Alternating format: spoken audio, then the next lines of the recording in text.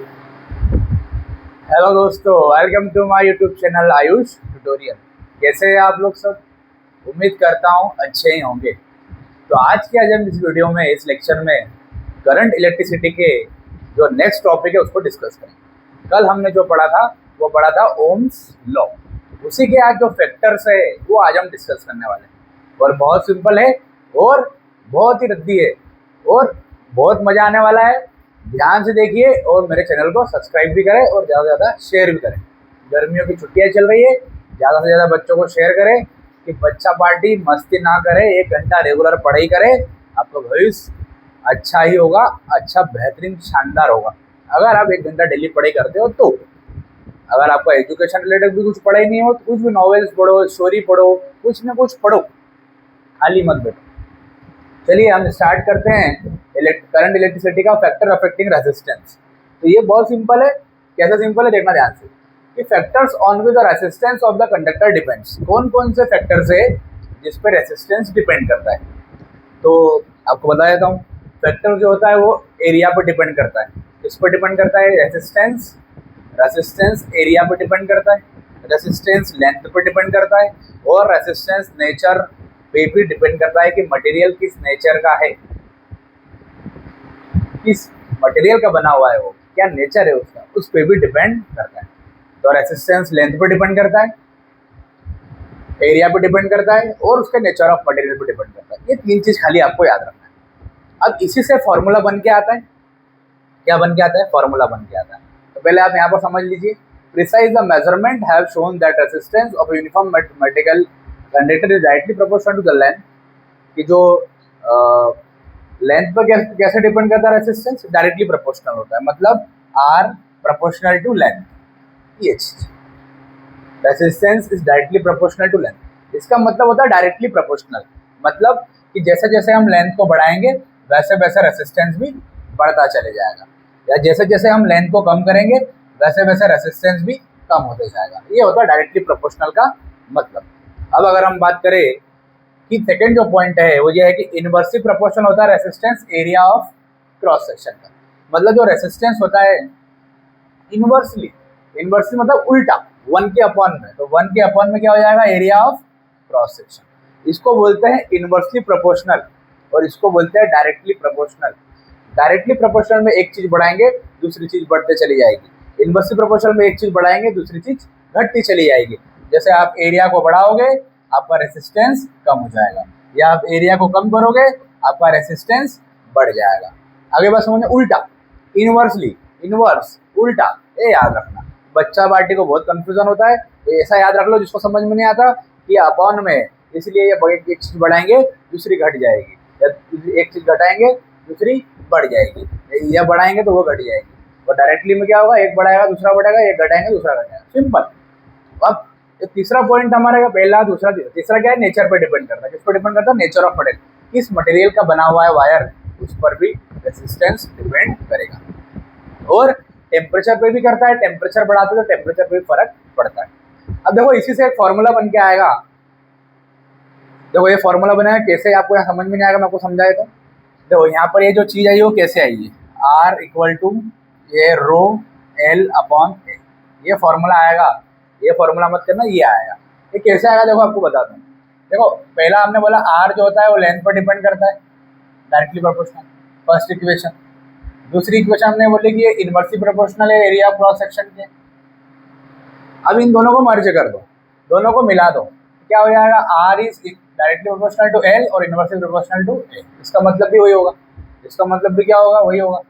अब जैसे ही हम प्रोपोर्शनल साइड हटाएंगे वैसे ही मैंने आपको हमेशा सिखाया कांस्टेंट लग जाता है, और यहाँ पर जो कांस्टेंट लगता है इसका नाम है रो। क्या है? रो, जिसको हम रेसिस्टिविटी भी बोलते हैं। क्या बोलते हैं? रेसिस्टिविटी। तो R is just equals to rho L upon A, ऐसा कैसा, एल अपॉन ए ऐसा का ऐसा, और ये प्रोपोर्शनल हटाया तो क्या लग गया? कांस्टेंट रो।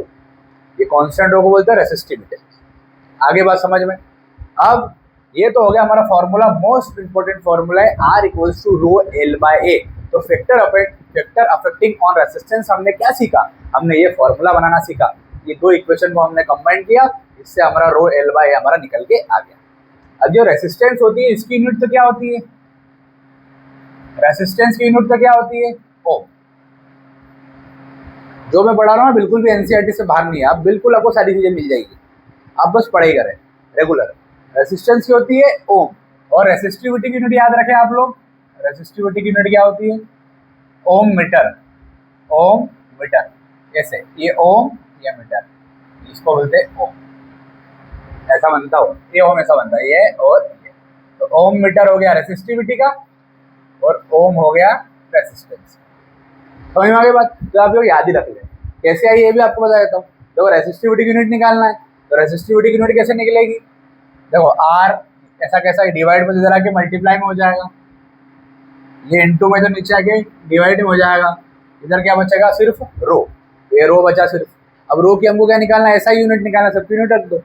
तो रेसिस्टेंस की होती है ओम, एरिया की क्या होती है मीटर स्क्वायर, लेंथ की क्या होती है मीटर, और रो ऐसा का ऐसा, मीटर से मीटर कैंसल, ये ओम मीटर हमारा रेसिस्टिविटी की यूनिट आ गई।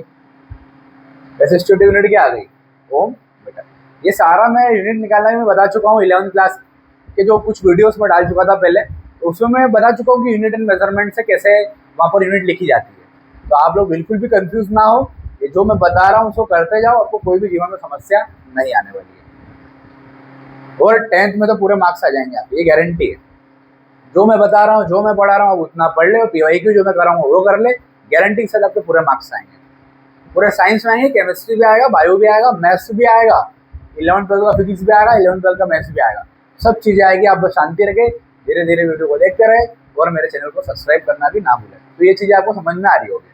तो देखो यहाँ पर लिखा भी है, the rho is a constant proportionality is called the electrical resistivity of the material. अब मैंने आपको जो अभी चीज़ें लिखाई है इसको आप लिखते जाया करो, और लास्ट के मेरे पढ़ाने के बाद 10-15 मिनट पढ़ा करो। अब मैं ऑफलाइन में तो मैं क्या करता हूँ, बच्चों से पूछ लेता हूँ, बता भाई बता भाई बता भाई क्या पढ़ा क्या आया, मैं तो वहीं खड़े रख के पूछता हूँ, मेरा ऐसे नियम है। अब ऑनलाइन में ये चीज़ नहीं कर सकता, तो आपको खुद के प्रति आपको ईमानदार रहना पड़ेगा।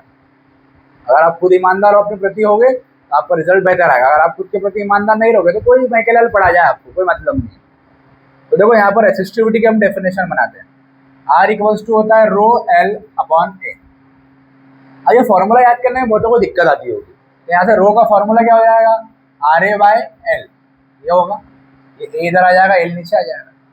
देखो मैंने इसको राम से याद रखा है, कैसे याद रखा है, राम से। फॉर्मूले 12th क्लास में बहुत आते हैं, 400-500 फॉर्मूले हो जाते हैं, कहाँ तक याद रखो। सबसे बेहतर है कि ट्रिक्स बना लो, जैसे यहाँ पर ट्रिक्स बना ली है राम की, राम, ये एम ले लो इसको, ये लॉर्ड, राम भगवान क्या है, लॉर्ड है, भगवान है, तो एल फॉर लॉर्ड, तो RA/L रेसिस्टिविटी का फॉर्मूला हो गया RA/L। समझ में नहीं बात, तो RA/L, तो राम हो गया, राम हो गया, राम हो गया, लॉर्ड हो गया, ये फॉर्मूला याद हो गया रेसिस्टिविटी का। अभी रेसिस्टिविटी की डेफिनेशन देखो बना रहा हूँ, मैंने बोला आपको जब भी फॉर्मूला आप याद रख लो, अब डेफिनेशन आराम से बना सकते हो। डेफिनेशन क्या होगी इसकी, resistivity of the conductor is just equals to resistance of the conductor. कब, ये इसके बराबर कब होगा, जब A 1 हो जाएगा और L भी कितना हो जाएगा 1। तो देखो डेफिनेशन बनाते हैं, देखो रो R, अब A भी 1 हो गया और L भी कितना हो गया 1 हो गया, तो रो बराबर क्या आ गया, R आ गया। तो रेसिस्टिविटी ऑफ द वायर और the conductor is just equal to resistance of the conductor और the wire whenever it have unit area of cross section and a unit length, having a unit area of cross section and having a unit length. मतलब unit area भी 1 होना चाहिए और length of the conductor भी 1 होना चाहिए, तभी जाकर जो है वो रेसिस्टिविटी जो है रेसिस्टेंस के बराबर होगा।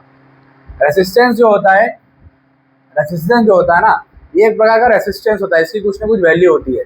ये आपको 12th में देखने को मिलेगा, ऐसे कलर करे जाते हैं 4, 1 2 3 4 ऐसे बैंड रहते हैं, ऐसे बैंड रहते हैं, तो इनको कलर किए जाते हैं, इससे हम रेसिस्टेंस निकालते हैं। ठीक है, 12th क्लास में देखने को मिलेगा। और ये रेसिस्टिविटी को हम बोलते हैं स्पेसिफिक रेसिस्टेंस। क्या बोलते हैं, स्पेसिफिक रेसिस्टेंस। एक प्रकार के स्पेसिफिक रेसिस्टेंस होते हैं, इनको बनाए जाते हैं।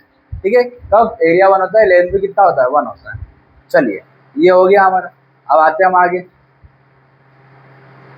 अब ये सब आपको लिखना है नोट्स में, ठीक है, आपको लिखना है, स्क्रीनशॉट लेना है, लिखना है। देखिए जो मेटल्स और एलॉय होते हैं इनकी रेसिस्टिविटी बहुत कम होती है। इनकी रेसिस्टिविटी कितनी होती है, ठीक है, रेंज यहाँ पर दी हुई है, कितना दिया हुआ है ये, 10 से लेके 8 ओम तक और 10 से लेके नहीं ऐसा नहीं है, यहाँ पर गलत स्टेटमेंट लिखा हुआ है, तो सुधार करना। देखो जो मेटल्स होते हैं ना और जो एलॉयज होते हैं ना, इनकी रेसिस्टिविटी कम होती है। और याद रखना, जिसकी रेसिस्टिविटी कम होती है, जिसका रेसिस्टेंस कम होता है, उसमें से करंट क्या होता है, ज़्यादा फ्लो होता है। करंट क्या होता है, ज़्यादा फ्लो होता है। क्यों? क्योंकि रेसिस्टेंस क्या होता है बच्चा पार्टी, रेसिस्टेंस जो होता है वो करंट को रोकता है। और अगर रेसिस्टेंस कम है, मतलब रोकने वाले लोग कम है, तो करंट क्या हो जाएगा, ज़्यादा हो जाएगा। इसीलिए रेसिस्टिविटी और रेसिस्टेंस अगर जब भी कम होगा तो उसका करंट क्या होगा, ज़्यादा होगा। मतलब कंडक्टर वहाँ कंडक्टर में से करंट ज़्यादा फ्लो होगा। इसलिए जो मेटल्स और एलॉय जो होते हैं उनकी रेसिस्टिविटी कम होती है। कितनी होती है, 10⁻⁸ ओम से, यहाँ पर लिख लेना 10⁻⁶ तक। ये नहीं भी याद हो तो कोई दिक्कत नहीं है, पर इतना जरूर याद रखना कि मेटल्स और एलॉय की रेसिस्टिविटी कम होती है, जिस वजह से इसमें करंट ज़्यादा से ज़्यादा पास होता है।